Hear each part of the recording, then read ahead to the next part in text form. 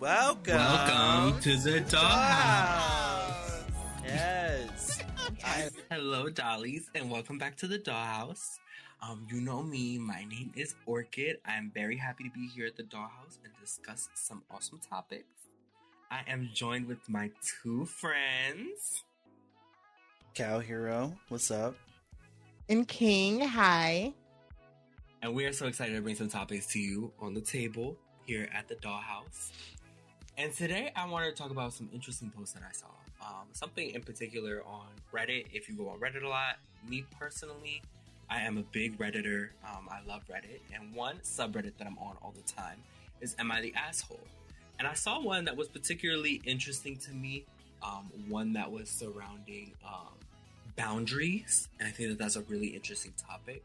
So I'm going to go ahead and read it to you. I'm going to have to get my reading voice on. Please, give me some space for it. We're holding space for my commentary and for my reading. So here we go. I, 22 female, worked closely with a coworker, 25 male, who a few months in after starting began leaning on me for emotional support about his depression and loneliness. I initially offered validation and supportive advice, but it became emotionally draining. When he went out on FMLA, which is Family Medical Leave Act, like a medical leave for those who don't know. When I went on FMLA leave for mental health, or when he went on FMLA leave for mental health, he texted me again about feeling isolated. I suggested actionable steps like joining clubs or using Bumble BFF, but he dismissed my ideas. This led to a boundary setting conversation. And below is the conversation. When I say me, I'm saying the 22 female. Me. Thanks for being honest with me, especially given our short time working together. That said, I want to be transparent. I care about your well-being as a coworker, but I believe your therapist is the best person to guide you through this. I hope you can understand. He apologized, saying, I know this is a lot and I know you didn't sign up for any of this. I feel so bad about everything and hope we can still be friends once I start feeling better. I'm going to give you some space from all this. After that, he texted me twice while on leave, once asked how I was doing and once let me know that he was returning to work. I left both texts on read. When he returned, I decided to keep our interactions strictly work-related. Over the next few days, we didn't talk for except one work-related question he sent via Slack, which I answered promptly. He texted the following. Boss and I talked the other day about how much he really wants the lab to be a welcoming and supporting environment for me. Several lab members have done such a great job creating a welcoming space for me as I return, and I would truly appreciate it if you could do the same. I've noticed that you've been quite avoidant towards me, which makes it harder for me to assimilate back into the lab and makes me feel unwelcome. I understand this is a challenging situation to navigate, and by no means you are obligated to make me feel welcome, but it would mean a lot if you could at least try. I also wanted to give you the opportunity to set boundaries to ensure that my mental health does not impact our ability to work together. I think keeping conversations on Slack and work-related could be a good starting point, but please know that if there are any other boundaries you'd like to establish, please let me know. The last thing I want is for tension between us to affect our work, so I really want to resolve this rather than avoid it. I replied over Slack. Now, mind you, he texted, she replied over Slack, which I think is a good move. Right. I saw your text. I'm glad to hear you're doing better. I'm not sure if you tried to talk to me at lab and I missed it, but I've been really busy with lab work. It wasn't my intention to avoid you. I believe I've set personal boundaries for my well-being, and I hope you can understand the need for that. I agree that keeping our conversations work-related is the best approach, and I hope we can maintain a professional relationship moving forward. He replied, thanks for your response, and thank you for being mature about all of this. Am I the asshole for making my coworker feel unwelcome after I set boundaries? Whew, that was a long one. That was a long one. Oh, wait, okay. I think that this is very multi-dimensional here. Right. So I think that we should just break this down first. Yes. So let's start with because I really feel like, and this is why I really want to bring this to the table. Can I just say, I think that this is like a 2-arc type of conversation. Like, we have to talk about the beginning part, like before he went on FMLA and when he came back from FMLA. Yes. So, girl, what were you gonna say, Kyle? Here, I'm sorry, I didn't mean to interrupt you. No, you're good. No, girl, this reminds me so much of a coworker. I'm not gonna lie. Ooh? I ain't gonna bring up more than Let's that. get Let's get into it. Okay. No, no, no. But Bring up more than that? let's talk about the person in this story first, and then we'll digest, because that does break. Oh my god. So I want to ask something before we get into this real quick, because I had this question when I first read this. Have y'all ever used Bumble BFF? No, girl. I have not. Have y'all known anybody to use Bumble BFF? Because I know that it's no. rather popular in big cities. I know some people. Is it? I know some people use it. Like, I know, like, you know, my friends of a friend, like, they be using it to, you know, connect for, like, networking shit. But that's really it. Like, I don't really hear much about that. Past that. Right.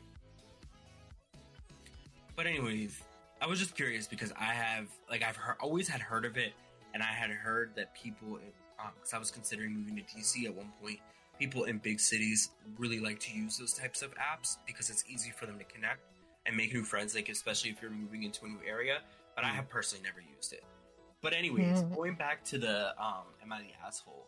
To answer the question, absolutely not. I do not think that this person is the asshole, because I think that they were just establishing boundaries, and in a very healthy manner.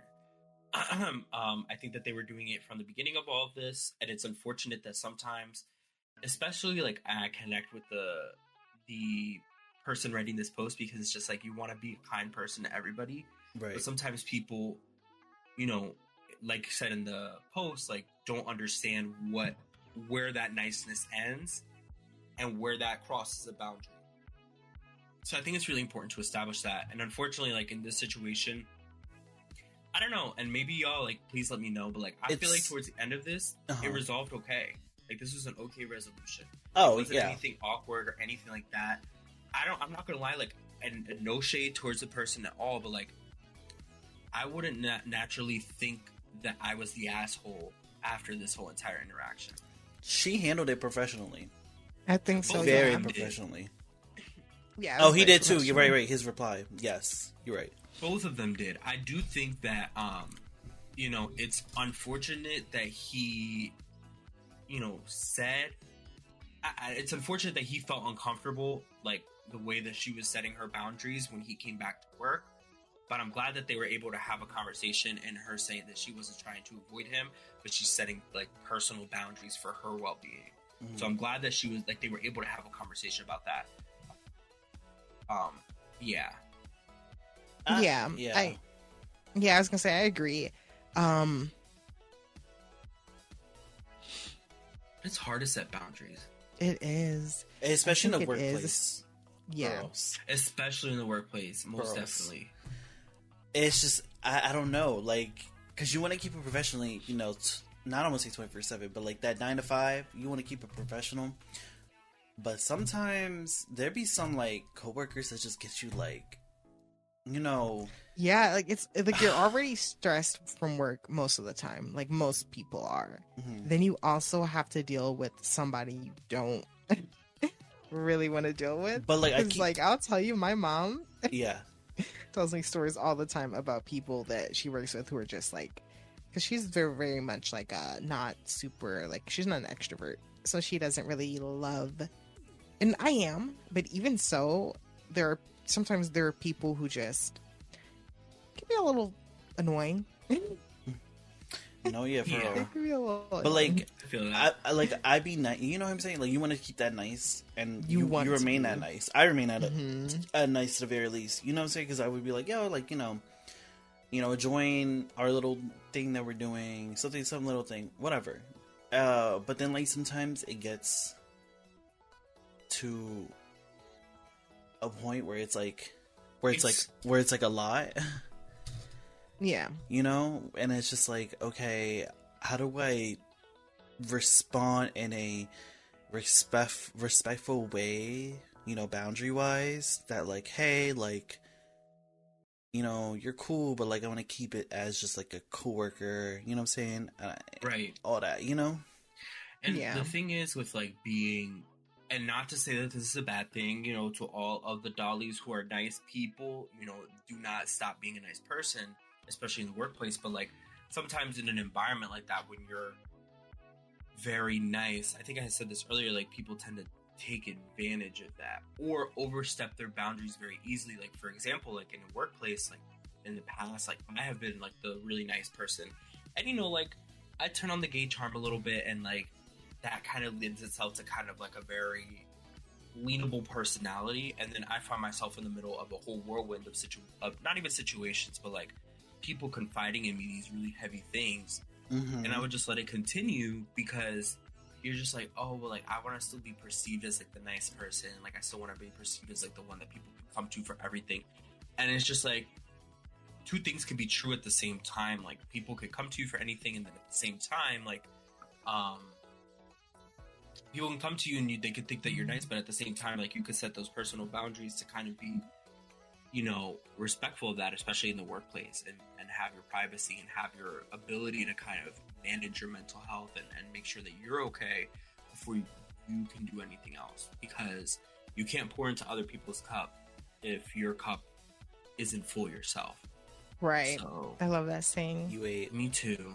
Me too. So then that brings me to my next, it's not am I the asshole? It's would I be the asshole? Because I feel like this was talking about dynamics with two individuals, with people. And I think that this one is something else that I saw. I actually saw this on the same day. These are two, and keep in mind, like, these are kids that we're talking about in this situation. Like, they're not, we're grown, you know, we're grown adults. These are 17 to 18-year-olds. I shouldn't say that they're kids, but they're young adults, very young adults.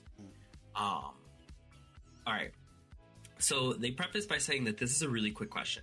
So the post is, would I be the asshole if I kept my ex's Nintendo account?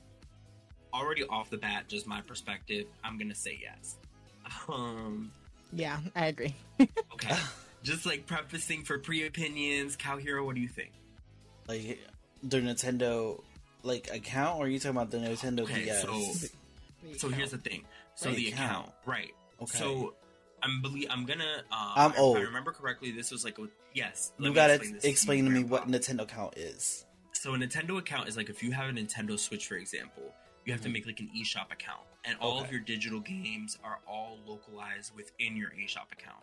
You lose login to your eShop account and you can't recover it, you're kind of SOL. I mean, you could contact Nintendo and go through that whole process, but on the surface level, you are. Right? Okay. But that's pretty much the most important thing that you need to know about an Nintendo account. Your games are locked into it. So it's like kind of like all your games are in there that you bought. So it's like Steam. Right. Essentially. Yeah. So it's like my little Steam. On Steam, then I could log into Steam and play any game that you have on Steam. I would just have to download it on my computer. Right. It's the same concept. Okay, so she's asking about that. Okay, go ahead.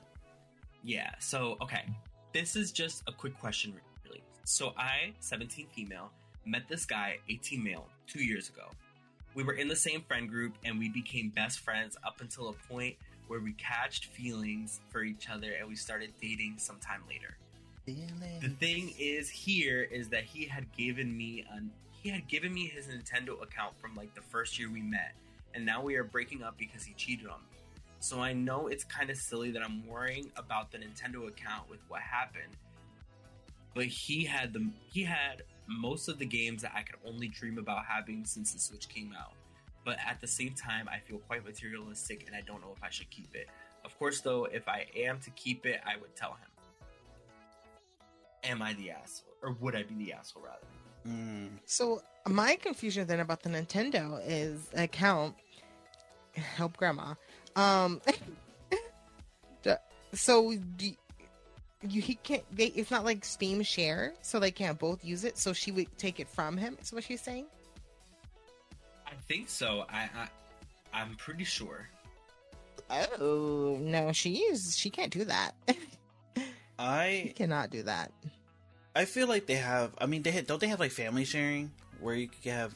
But I do have family sharing. But I'm not sure if you have to have a Nintendo account as well. You know what I'm saying? On top of that, I don't know. I say I don't think she's in the wrong.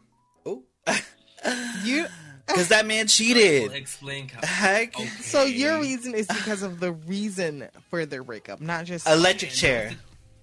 That's a good question, though. So you think that that's forgivable because the person cheated on them? I see.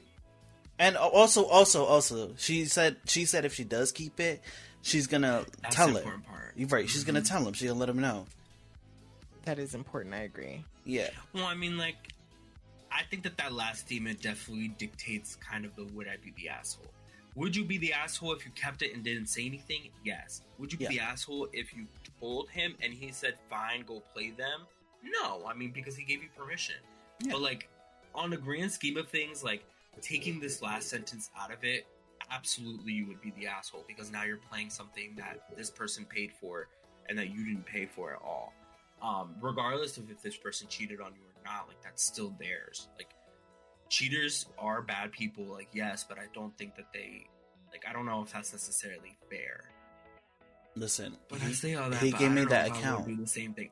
Listen. If he gave me the account information, maybe I would act like that person too, and I would keep their account. Maybe I wouldn't tell them. I say all this, but you would. Anyways, I mean, I do think that Orchid is a little bit of a Nintendo nerd. You could say now. I need right. Hold on. Fanboy. I was going to say something a little bit more explicit, but yeah. I need to know about her ex that cheated. Is he a big Nintendo fan?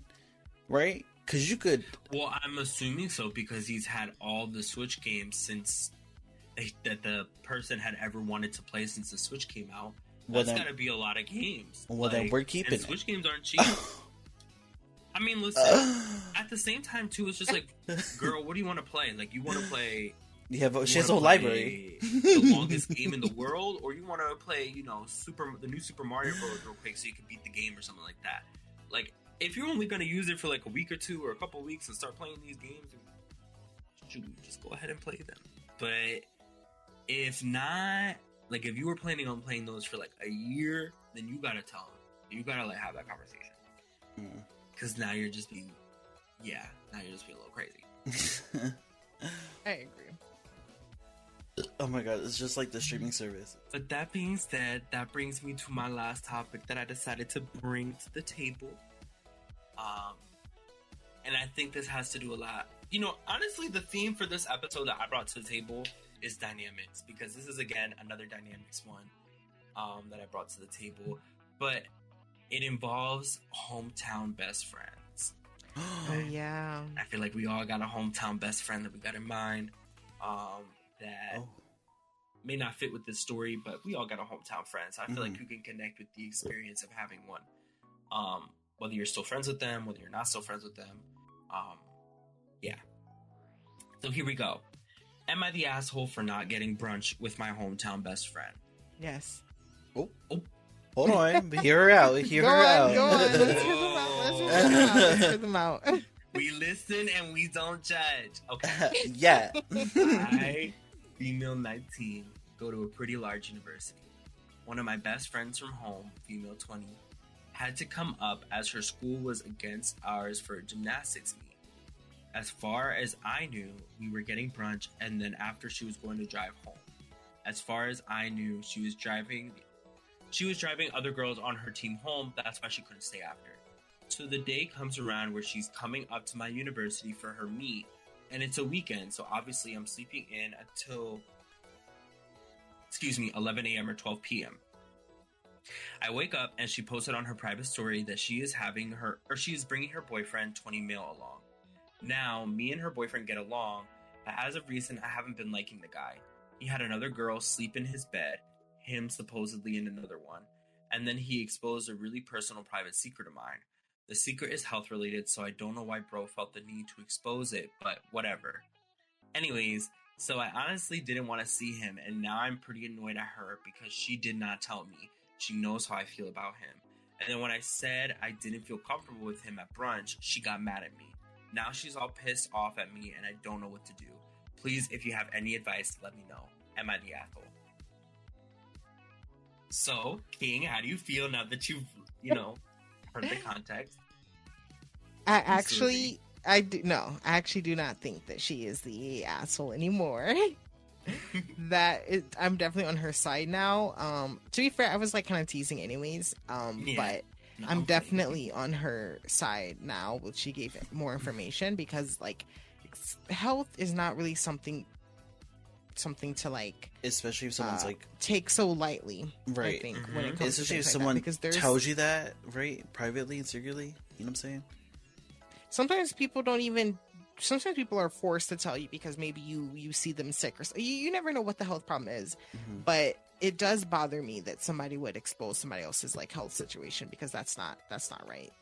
Right, not at all. And not even just that, like, I think that there's a simple level of, like, Cow Hero, if we were hanging out, and even though I might not necessarily see, or King, if we were hanging out, I mean, just a hypothetical. All right, well, let's say all three of us were hanging out. Right, let's all hang out. We're all hanging out. And then, you know, Cow Hero comes up to you and I, King, and Cow Hero's like, listen, I just feel really uncomfortable. I need to go home. I think we would be the asshole if we were to get mad at somebody for feeling uncomfortable in a situation, regardless of the circumstance. I really think that it's kind of wrong when you, and again, this is my personal opinion, it's wrong when you judge somebody or you get mad at somebody or anything like that if they're being honest with you and saying that they didn't feel comfortable. Like, I think that that's kind of wrong if you are neglecting that, or if you're getting mad at somebody telling you that. Especially if it comes, like, if it involves a person. Like, yes, I get it from the other girl's perspective, like, that's her man. Like, sure, I get that perspective, but at the same time, like, she said it, like, she knows how she feels about him.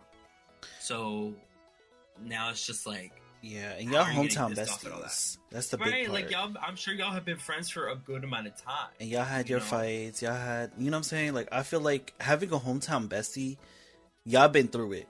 Like, I imagine y'all been through the trenches together, so y'all should know each other. But I mean, there are others that drift apart. You know what I'm saying? And they just, maybe this is the one where they just, you know, caught up in a moment. You know what I'm saying? They just see each other in a grocery store and they just caught up. You know, like that kind of way. Yeah. But I don't really know if this is like, and I think that this is a good question for the group too. Like, I don't really know if this is friendship ending. Like, I don't know if this whole situation would end the friendship. I guess it really depends how mad the other person is at the person writing this post and how long they decide to be mad at it, and whether or not the person who's writing this post is willing to tolerate the fact that the person got mad in the first place. Like, yeah, right. For me, like, the fact that, like I said, like, the fact that she's getting mad alone at you expressing your emotion towards that in an honest way is kind of they're showing their ass, like, they're showing their colors. Yeah, I agree. And sometimes you gotta trust those guts, y'all. So you do. You really have to. Who said that? Who was that? Who said, believe people when they show you who they are the first time? Ooh, I forgot that's who a said good that. quote. Whoever said that, listen, we need you on the podcast. Well, damn, girl. Because that's a great quote. I feel crazy because I don't make good for first impressions. Passed away. Oh my god. Oh, it was Maya Angelou. I knew. I was like, that's gotta be Maya Angelou, yo. I feel like I've heard, yo, and that's why I was like, imagine it was somebody who passed away. When someone shows you who they are, believe them the first time. Yep. Yeah. Your words. What an icon. For real. Truly. What a legend. But yeah, I think that, well, that's really what I found, what I brought to the table, what I investigated to bring to the Dollies here on this podcast episode. A lot of am I the assholes, would I be the assholes? But like I said, like, overall, I really found the general theme of dynamics, and I think that all three of them bring a different, you know, level of spice when it comes to dynamics at the table. Now, if you ask me which one is the most, like, interesting one, where there's, like, multiple caveats to it, I think that I really like the coworker one, especially because, like, the coworker one, y'all, I'd be thinking the first that. one we had, you know what I'm saying? Yeah, exactly. I'm agreeing with you, Yeah. but it's like a constant thinking. You feel like it's always a thing. Like, should you remain nice? The boundaries, like, that's so relevant and real. there's so much like fish bubble effect too in office setting like that. You know what I mean? Like, there's so much. Like, the littlest things have so much repercussions, and like, yeah, like it's high school. It's really high school. It's adult high school. I don't know how else to describe it is. And this whole entire situation, like, it gives adult high school. No shade towards the professionals. No tea, no shade, no pink lemonade. You know what I mean? I'm not trying to shade nobody. But I'm saying, like, in almost every setting, it gives that. There's always, like, if you simplify it to that simplest degree of being adult high school, it's like, wow, there's so many places like that. Every place is like that, you know? Ooh. Yeah. They always say stuff like that about, like, high school. Like, high schoolers don't really grow up. They just, like, change their positions. Things like that. Like, I forget the exact quote, but there was one like that. I'm not sure if anybody remembers that quote. It was something like, high schoolers, because, you know, people always say, like, wait until after high school things will get better, and then people are like, no, the bullies, for example, they're like, no, the bullies stay the same, people are still clicked up, etc. I agree to a certain extent. I think it's more about travel, though. I think people have to, like, learn to like, I guess, put themselves out there, because you will find people, even if within your own city, like, you can find people who are more like-minded. You really can, but I do think that it definitely can feel like it's the same thing. And this different podcast episode is sponsored by Bumble BFF. Imagine. I'm screaming. I haven't touched that part. Find your city connection. I had Bumble. I rarely use it though. And then I deleted it. I like Bumble, but the thing is like, I don't know. I liked Bumble back in the day because I feel like I was a lot more attentive when it came to, like, my notifications. Now, bitch, I don't know if I'm gonna get to your message in 24 hours. I don't know. I just don't know. And then I lose the opportunity to say anything. You lose a BFF. I guess so. I mean, I wasn't talking about no BFF, but yeah, sure. You lose your opportunity.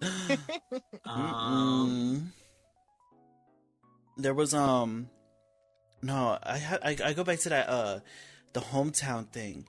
I need to know the dynamic between the two best friends. I don't know if they're best friends, but I know she just said, like, she's a friend coming up and she has her man. Hometown friend. Did they only meet in college? I don't think so. No. They're hometown best friends, because I'm assuming. Or are they best friends, or is it just a hometown friend? No, she said hometown best friend. Best? Ooh. Okay, hometown best friend. So I was like, do you think that that's gonna end the friendship? And that's why at first I was just like, I don't really know, because, like, you know, you think about it, and if they were best friends for such a long time, I don't think that this, and that's why I said, like, it depends on how angry the one person was. Like, are we talking about they're pissed off, and then you know, like, when you're talking to somebody and they're just like, yeah, they're pissed off, like, just saying it to say it, or are they genuinely, like, pissed that you said that you were uncomfortable? And are you pissed that they were pissed that you said that you were uncomfortable? Right. Like, yeah. And the comments are saying a lot of, like, not the asshole, like, not at all. Like, you're not the asshole at all. No, because she did say, like, her friend knows how uncomfortable she is around her man. Right? So I'll read you this this one statement too of somebody who said you're the asshole. This statement they quoted, "Now me and her boyfriend get along, but as of recent I haven't been liking the guy." That was the statement that they pulled. They said, "If I'm judging this situation by this sentence, I'd say you're the asshole." Okay, so you have some recent reservation about him, but your opening line was still that you get along. That sounds to me like you could have done the brunch with him there without it being a big deal. Considering your friend came up from far away, that's a pretty okay and easy trade-off you could have made over someone you still quote-unquote get along with. I agree. And I think that's not a... Yeah. Go ahead. I'm sorry. The only thing I was going to say was, I agree, but it really depends on if the person was saying that just to be nice. I know that, like, when you're when it comes to like these type of like am I the asshole things like this, I know that people are supposed to give like a lot of information, and people can be a little bit harsh with the way that people speak. And so I wonder if maybe this person was like being extra careful with what they were saying because they didn't want to get dragged super, like, you know, they want to get dragged. And so sometimes like that pressure can make people say things they don't necessarily mean. Like they can come across much nicer than they really are. Or they can, like, there was even one where somebody was like, am I the asshole about something really crazy? And it was like, obviously you were in the right. Like it was something really crazy. Like it was like something about wanting a divorce or something, but the reason they wanted was really crazy. Like the person they were married to was like super crazy. So it was like, of course you're not the asshole for that. Like why would you be the asshole? So it's one of those things where I feel like people might try to come across nicer because they don't want to be dragged. So it could have been just like her wording it in a way to avoid being dragged, because she was like, I hate my best friend's boyfriend, because it's kind of, then it's like, well, if you hate him so much, then, you know, you should have a conversation. Entertain the idea, right? Right, exactly. Right. So yeah, I think that like the phrasing "get along" is very flexible too, because it's just like I can say like I get along with somebody and I'm just being cordial with them. You know what I mean? Like that's very different than being like, yeah, I'd go out to have dinner with the guy, or I'd go out to have brunch with the guy. You know, but I do think that there is a level of, okay, the primary purpose is to see your hometown best friend. I do think that that's still partially a valid statement. Do I think that it's definitely? Do I think that it justifies it? No. But I think that it's a valid point, you know? I agree. Not I mean, yeah, I agree. Sorry. I was like, hold on. Nah, that's not what I meant. I'm like, agree. Yeah. Because that got me thinking of like shit that I be like scrolling through, because we all scroll through TikTok, right? So, and I be scrolling through like shit. Oh. For now. Well, hopefully. No, I'm kidding. Cow Hero, my bad. Oh. And like, I just I don't know, like I get into like very what do you call these, rabbit holes, and where I think the big ones I just get like jump into is like random like city facts and haunted locations and abandoned places, right? So I'm in that rabbit hole throughout that entire time, and I get lost. I'm into it for a while. But like, all right, it's just probably just me or whatever. But when I'm like, when you see like abandoned photos of like houses, like landmarks or anything, do you not get goosebumps? Particularly, I mean, I do get, honestly, like, if I'm gonna be honest with you, I do get a little sad, because it's just like, damn, like people used to live, especially in like those instances, like those abandoned, like, you know, those ghost towns that are affected by like some type of like nuclear effect, or like people, like, you know, like there was like this one where like this mine under the city has been burning for like however many years, and it's unsafe to live there. I don't know what town that is, but it's an abandoned town. It makes me a little sad, because it's just like, damn, like this used to be like a thriving city where people used to like raise their kids and do their things there. Now I will say, there are a lot of people who like to go like through on the same theme, like through abandoned buildings.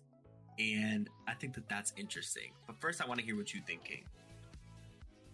I do not get goosebumps, if I'm honest, not from looking at pictures or even seeing people walk around places, only because with videos like TikTok and stuff, like I feel like nowadays a lot of things can be edited, and I have a very different, like as far as like paranormal stuff, like a haunted location, I have a very different view of ghosts, where it's not like scary to me, like just the idea in general. It's more like I would be scared, like if we went to explore a place that was haunted, because I do believe in ghosts. We were to explore a place together, and I don't think I would be afraid to like walk around, even alone. I wouldn't be afraid to like walk around alone in like a scary looking place, because like in my mind I'm like, well, nothing's gonna like murder me, as long, you know, like, 'cause, like that's my fear would be if something could harm me.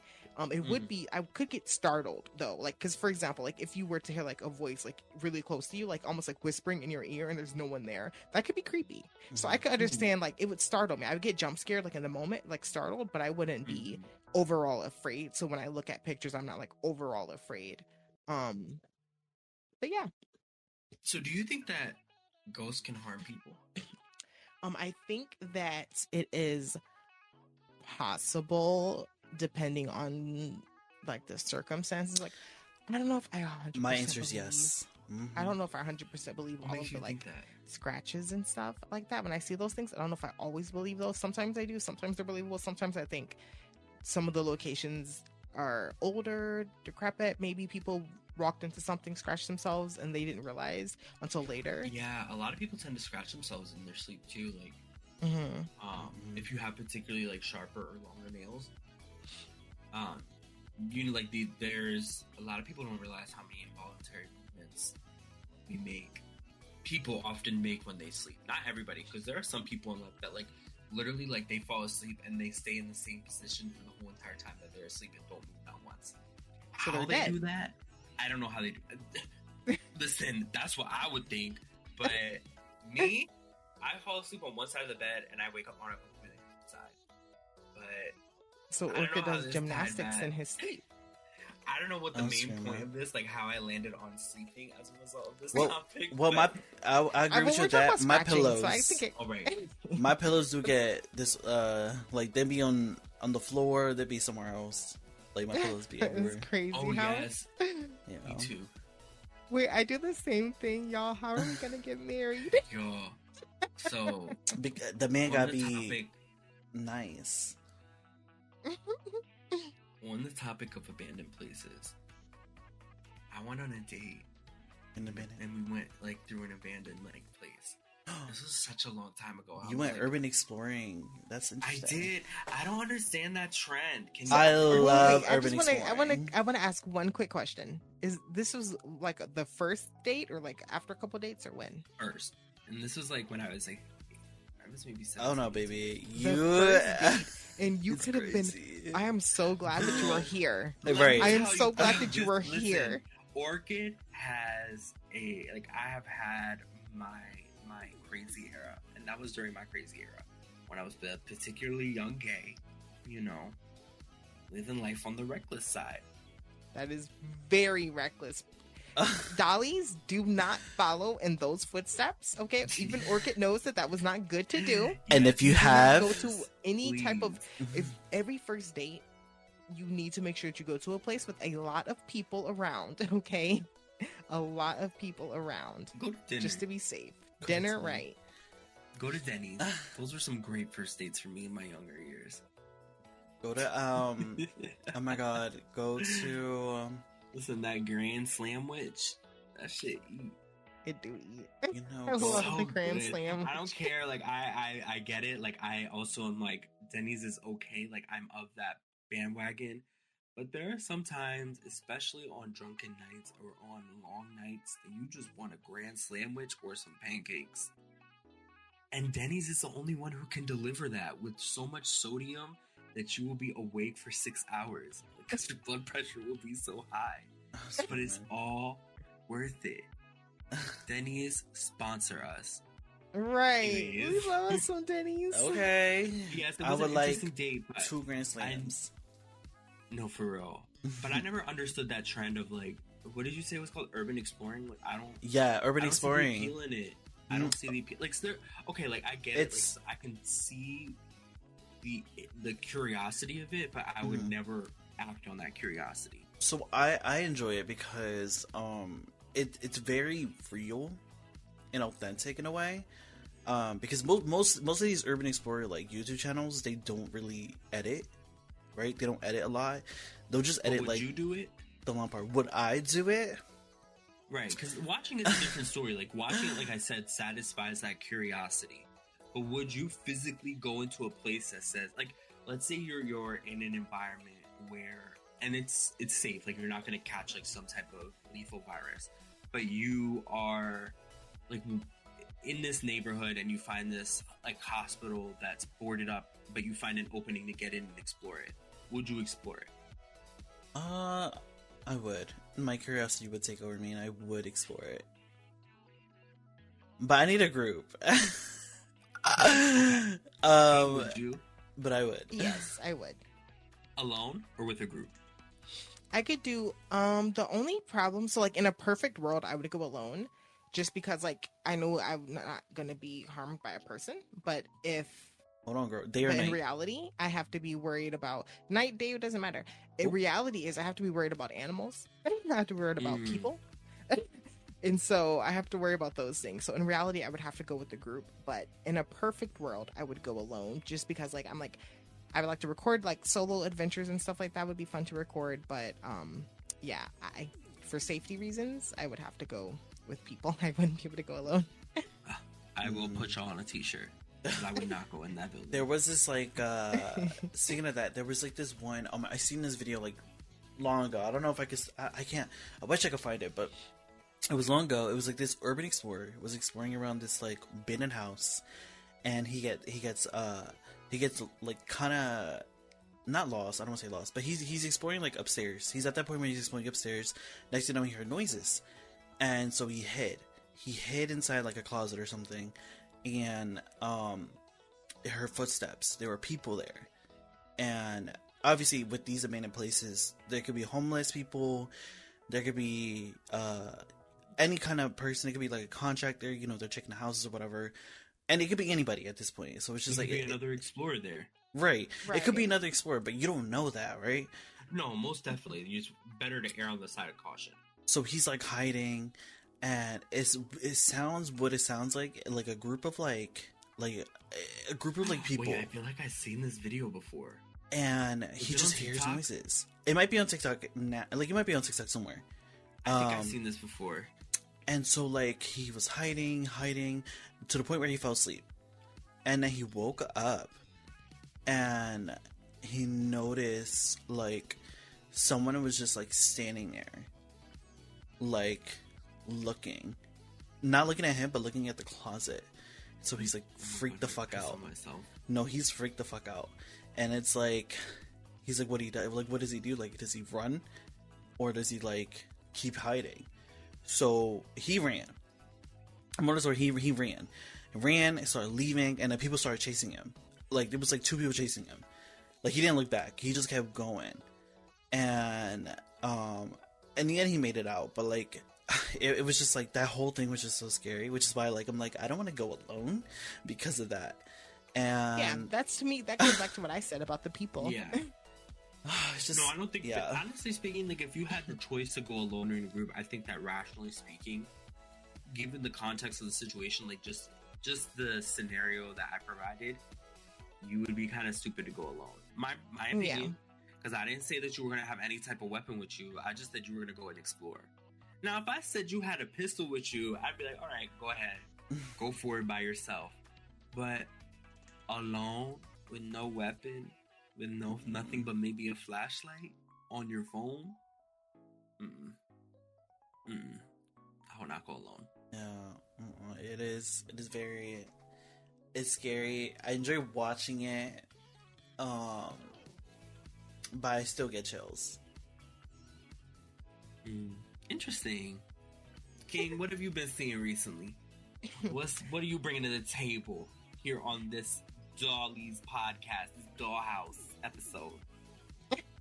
So one of the things I wanted to talk about was, so I actually wanted to change. So remember, we were going to talk about the tattoo. We can put a pin in that because I was thinking about something recently. Somebody said, I know that people were talking about people saying things like they want to live in a world with like no color, and basically they're trying to say like I don't want there to be like a difference between a white person, a black person, Asian, no, whatever. They were saying that they didn't want there to be any differences, and it had me thinking. I sat there for a minute and I'm just like, I don't think I want that, because we're different for a reason. And I feel like the idea of us not being different would be almost like erasing the history, the culture behind our differences. And that doesn't, it's like you can be respectful of it. It's not like that. It's just like you should still be aware, at least in my opinion. And it made me start to think.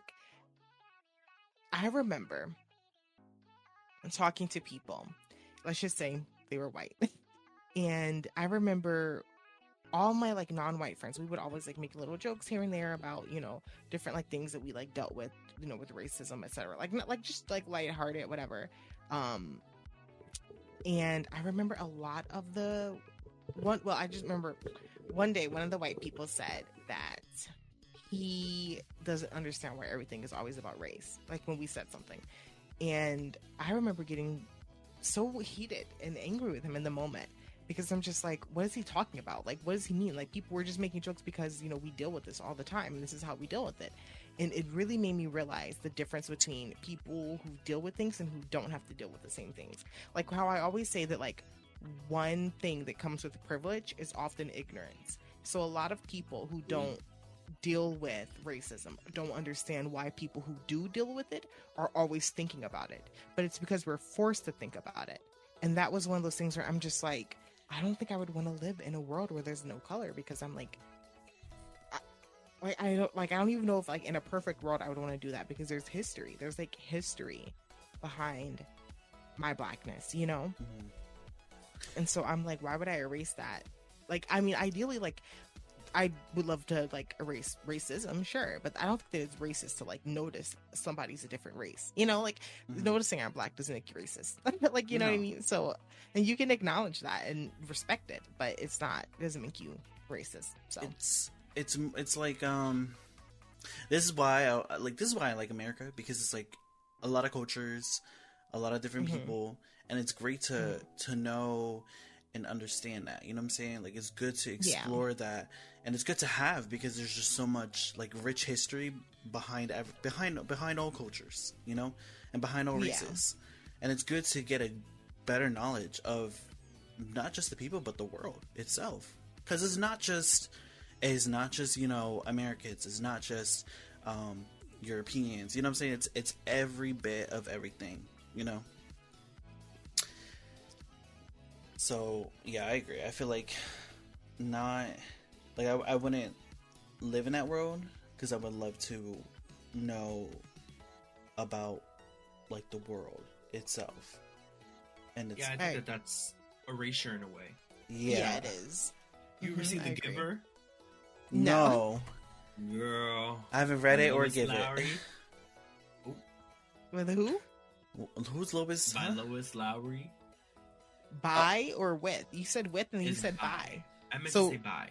So is it a book? It's a book. It was made into a movie? Yeah. Yes. It was made into a movie later. And the book is by bisexual? Lois Lowry. Oh. Bisexual. What? Yo. Girl, you said bi. Yeah.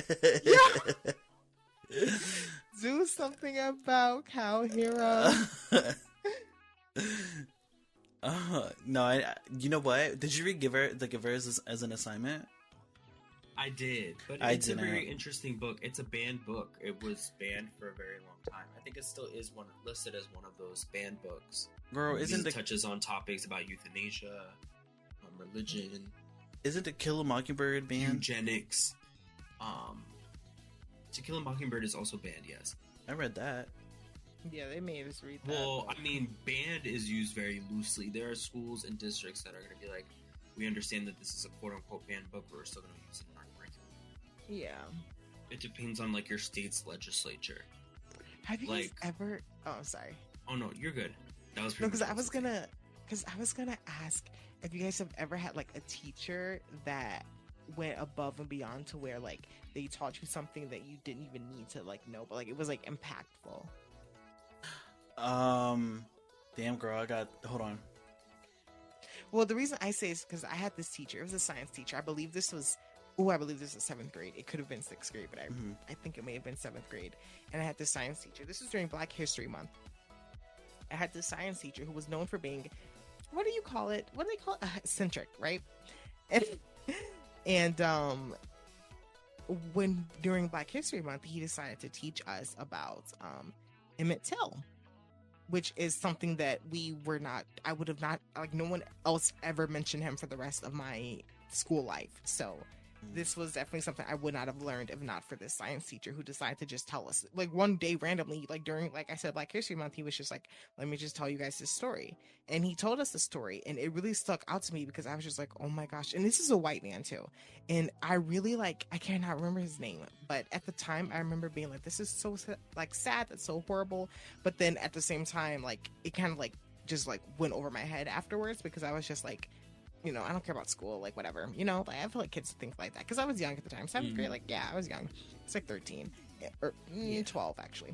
And so I'm like, looking back, I'm just like, wow, like, he really taught me something just because he wanted us to know about my own history that I wouldn't have known if not for him. And I'm like, I look back like with a lot of like gratitude, like, wow, like, I wish more people had been like that. I mean, I'm sure there were other teachers who probably did similar things, probably, who taught me things about my history that I probably wouldn't have known, things that probably weren't supposed to be like in the curriculum and things like that.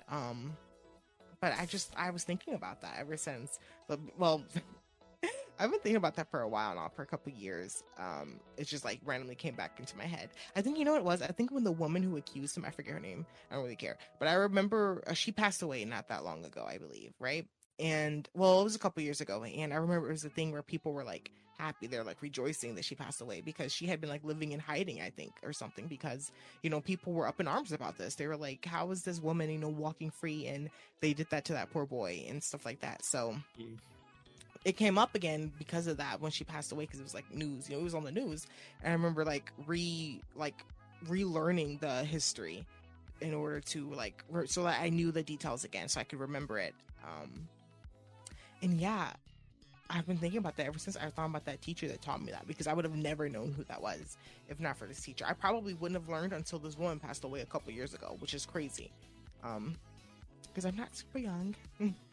So it's crazy for me to have just now been learning it, you know? And I don't know, it's just one of those things. And I'm I just don't think like, I ever had anybody in K through 12. I think like more of my formative like professors and advisors came in like my college years.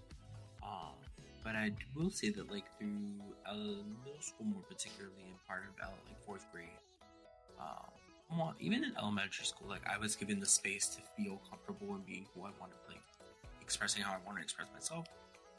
Not every grade was like that, of course, but a lot of grades were like that. So I am grateful for that, but I didn't have like a specific experience. What about you, Cal Hero? You sounded like you had something to say. Right. Well, it gave me time to think because I'm just like, oh my god. But yeah, I would say on middle school, I remember now, middle school, it was social studies, and this one professor, bless her heart, she passed away.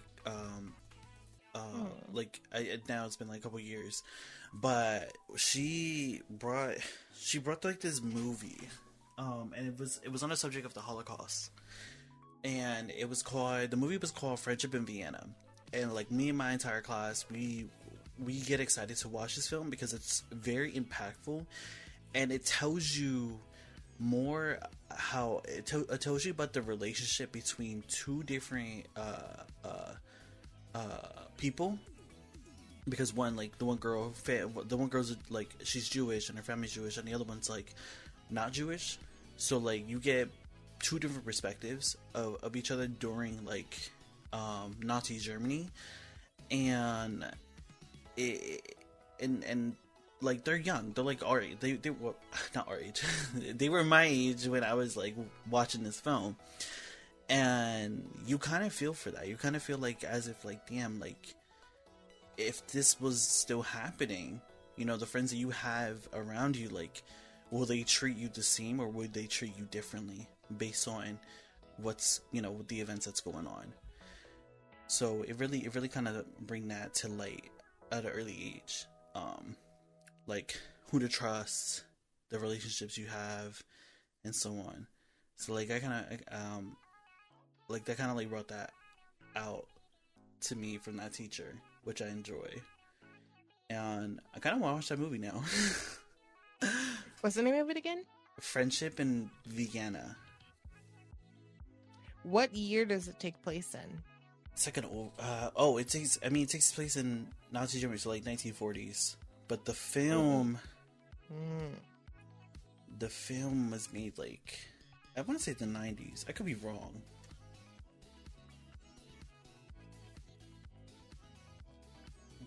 I mean, probably. I feel like 90s is accurate. I feel like that's around the time that a lot more movies about that time came out.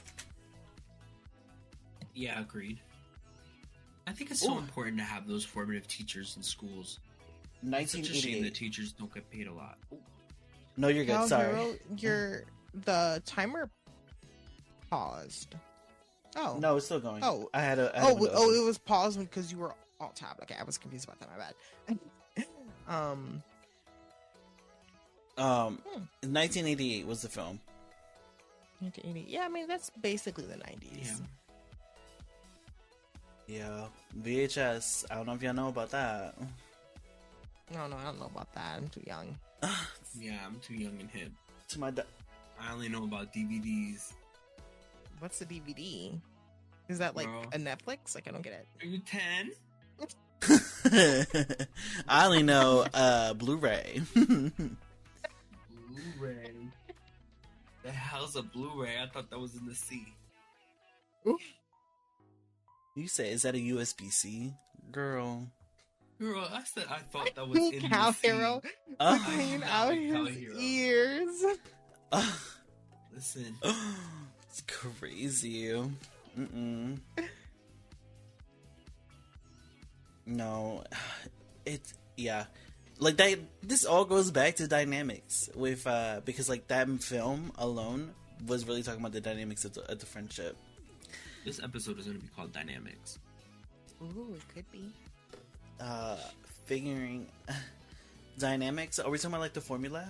Can I put the formula? Formula. Mm-hmm. Formula. The dynamic formula. Dynamic formula. You don't know the dynamic formula? Girl. Dynamic formula? Mm-hmm. Girl. Anyways.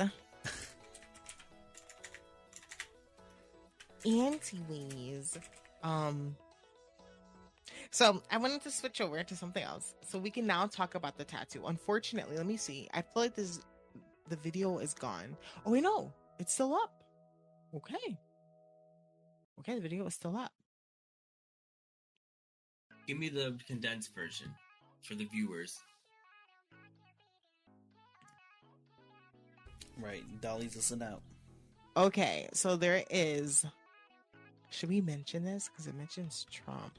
It's not like bad. Okay, so in Arizona, tattoo artist has been slammed after inking a 9-year-old girl who asked for a portrait of Donald Trump on her neck. And so what he did was, what ended up happening was he didn't want to do that, but he knew, because her parents gave her permission, of course, for this. He didn't want to do that though, but he knew that the girl would, that the family would go to someone else to do the tattoo.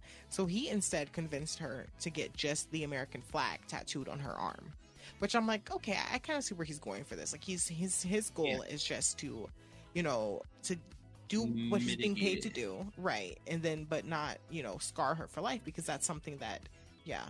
A face tattoo is a big decision, and a neck tattoo as well. Yeah. Let me see these comments. But my question is, listen, I'm a big aficionado of tattoos. I love tattoos. But like, what? At 9 years old, why would you want a giant tattoo of somebody's face on your neck?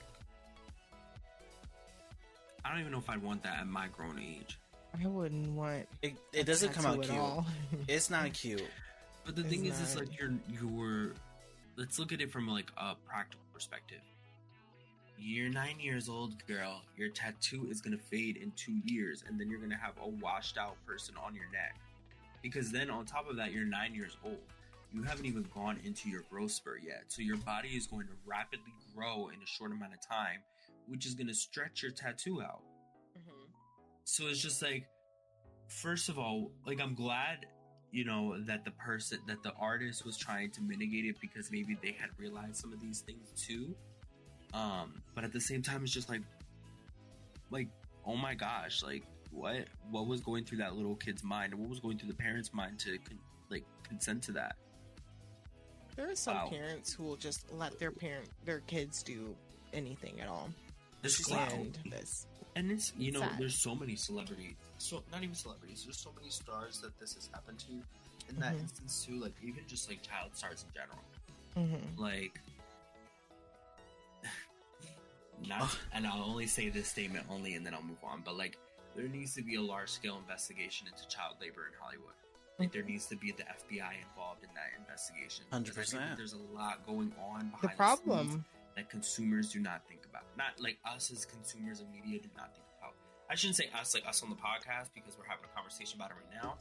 And of course, not the Dollies, because we're educated Dollies who are trying to look into the grand picture of things, but the mass consensus of people, don't often think about those things. Would rather just watch their Seinfeld and not think about those types of things. The only thing for me when it comes to the investigation is that's essentially them investigating themselves. So what are they really going to turn out with? Because even if you say the FBI, you have to realize that the powers in Hollywood is deeper than just like a celebrity. Like there are people above celebrities who celebrities are afraid of, like because they know the power that these people have. And there are people who have ties to the FBI. They have ties to everything, to everyone. They it goes really deep. And so that's one of the reasons, right, why so many things can happen, and so they get away with so many things for so long, because there are people protecting them who are allowing them to do things. Like we made jokes, we sat and laughed about R. Kelly, we made jokes about these types of things, yet we didn't actually take any action until recent years. Why? There's a reason for that. That's very common. Yeah. And his case is more unique because, like you said, that one it's more unique, I guess, as far as not unique, but just it's not exactly what we're talking about, but I'm just using it as an example of just, something where we knew better and we could have stopped and prevented something from happening absolutely. a long time ago. That's just general. Allowing it. Yeah.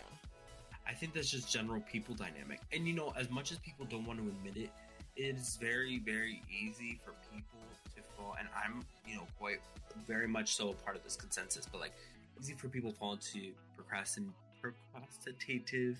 Is that a word? Procrastinative. Procrastination. Procrastinative, though. Yeah. Behaviors. Yeah. And I think that has a big effect on that, in terms of people reacting and saying something as well.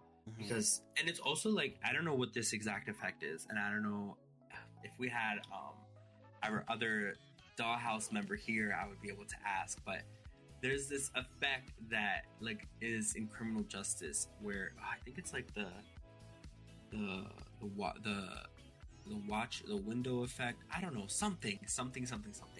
Where it's everybody witnesses this crime and everybody is just making the assumption that everybody else who saw the crime is calling somebody. They're calling the cops. But nobody inevitably called the cops. And I think that's a prime example of that in the Hollywood industry as well. Where it's just somebody's just somebody's gonna say something. Somebody's gonna say something. They're gonna say something soon. I bet you people are saying something about it right now. And then 15 years later, they're oh, they were never saying anything until now. Shit. You know what? I actually think that it's not that.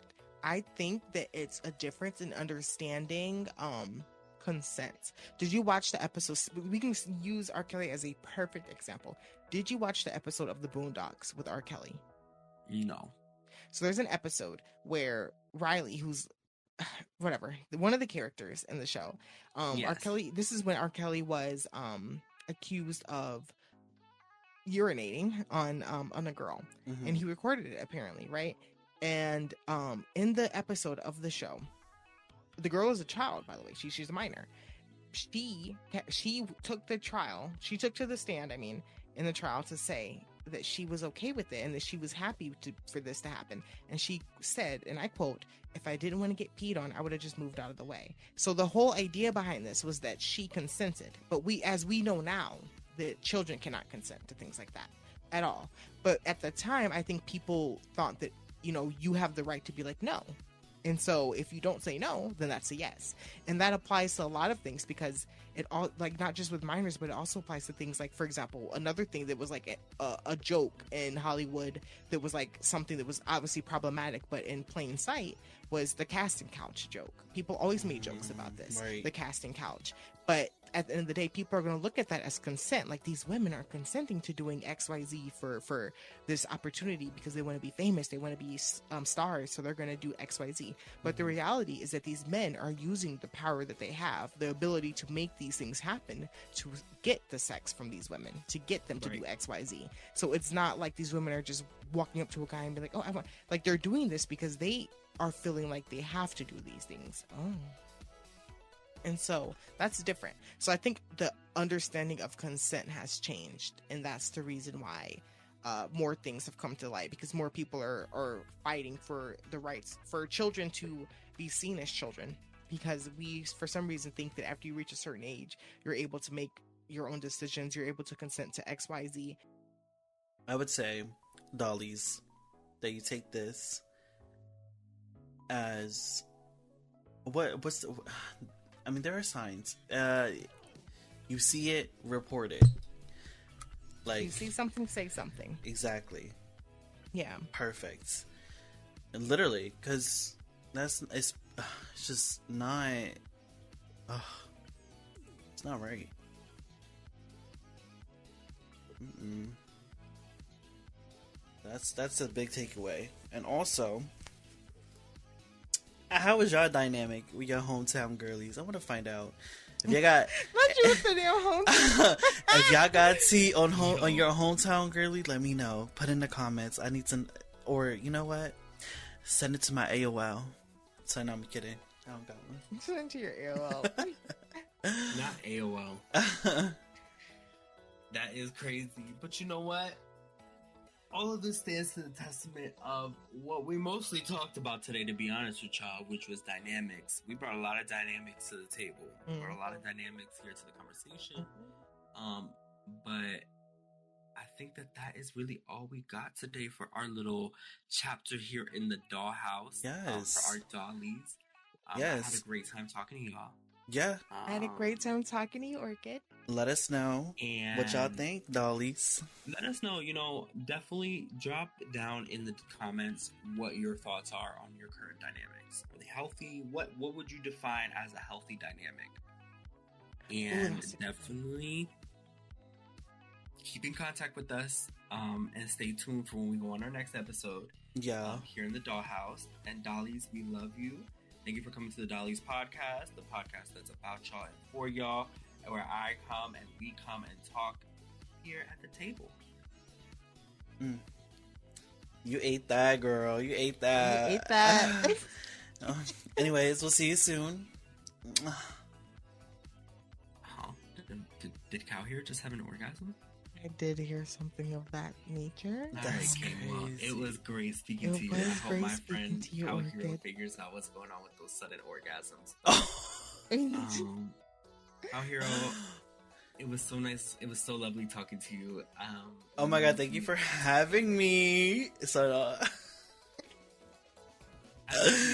Orchid King. Let's talk soon. Dubai. Hello, Dubai. Hello, I don't understand this damn Hello Dubai shit. I'm tired. Hey, Dollies. It's your fave, Cow Hero. You already know. Thank you for tuning in this week's episode. If you do love our podcast and the way we do, definitely give us a like. Comment your favorite moment, or even comment of what we can do, more for you, or what should we talk about, really. And definitely subscribe. Just simply liking, comment pushes us to do more for you guys. And definitely check out our Patreon. We will be throwing in some exclusive content and behind the scenes action. For example, it could be a montage of me missing headshots in Valorant. Oh my god. But, as always, thank you, appreciate you, and I hope to see you guys more in the Dollhouse. Appreciate it. Mwah.